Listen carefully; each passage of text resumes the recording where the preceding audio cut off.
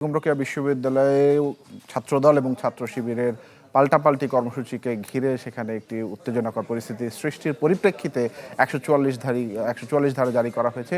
সবশেষ তথ্যটি জেনে আসবো। ফখরুল শাহীন রংপুর থেকে যুক্ত হয়েছেন। ফখরুল, ঢাকার পরিস্থিতিটি আপনি শুনছিলেন, আমাদের সহকর্মীরা জানাচ্ছিলেন রংপুরে 144 ধারা আরও এক ধাপ এগিয়ে কিনা, সবকিছু মিলে একটু পরিস্থিতিটি জানাবেন।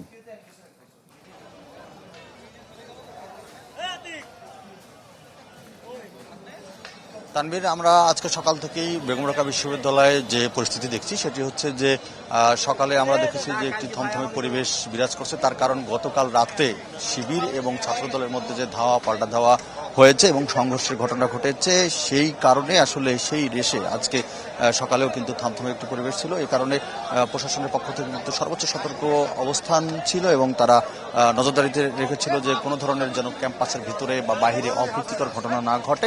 এবং সারাদিন আমরা দেখেছি যে শিক্ষার্থীরা আসলে শান্তিপূর্ণভাবেই ক্লাসরুমে গিয়ে ক্লাস করতে পেরেছেন এবং ক্যাম্পাসের ভিতরে ছাত্রদল বা শিবিরের কোনো অবস্থান ছিল না।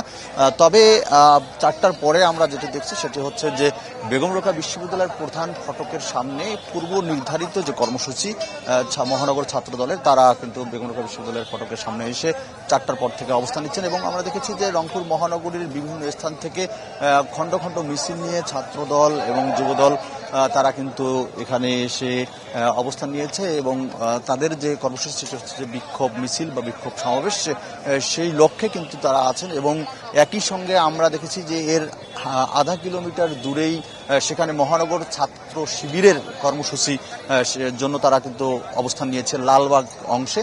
তো আসলে দুটি জায়গার মধ্যে খুব বেশি দূরত্ব নেই, এ কারণে কিন্তু একটি আশঙ্কা করা হচ্ছে যে দুই ছাত্র শিবির এবং ছাত্রদল যদি আবার মুখোমুখি হয় তখন একটি বড় ধরনের অপ্রীতিকর ঘটনা ঘটতে পারে। সেজন্য কিন্তু রংপুর মহানগর যে পুলিশের সদস্যরা আছেন তারাও কিন্তু সতর্ক অবস্থানে আছেন।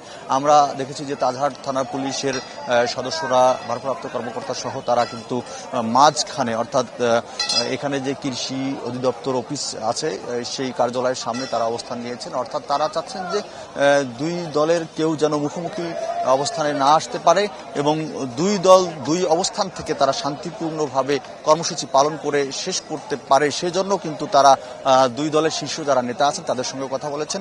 প্রশাসনের পক্ষ থেকেও আসলে কথা বলা হয়েছে এবং বেগম রোকেয়া বিশ্ববিদ্যালয়ের প্রশাসন যে আছে তারাও কথা বলেছেন যে কোনো ধরনের যাতে অপ্রীতিকর ঘটনা না ঘটে এবং একই সঙ্গে তাদের যে পূর্ব নির্ধারিত কর্মসূচি বিক্ষোভ সেটিও যেন সুষ্ঠুভাবে সম্পাদন হয়, শেষ হয়, সে লক্ষ্যে সবার সাথে কথা বলে তারা একটু সমঝোতা করার চেষ্টা করছেন। এবং এখন পর্যন্ত আমরা পরিস্থিতি কিন্তু দেখছি যে দুই দল, অর্থাৎ ছাত্র দল এবং ছাত্র শিবির দুই জায়গায় তারা অবস্থান নিয়ে আছেন এবং এখন পর্যন্ত তারা আসলে কোনো দিকে আসলে যাননি এবং মুখোমুখি হওয়ারও কিন্তু অবস্থা সৃষ্টি হয়নি। তারপরেও কিন্তু পুলিশ সতর্ক অবস্থানে আছে, কারণ যে কোনো সময় যে কোনো পরিস্থিতি আসলে পরিবর্তন হয়ে যেতে পারে। সে কারণে পুলিশের অবস্থান সতর্ক আছে এবং প্রশাসনের অবস্থানও কিন্তু সতর্ক তারা আছেন। তো এই ছিল এখানকার সর্বশেষ।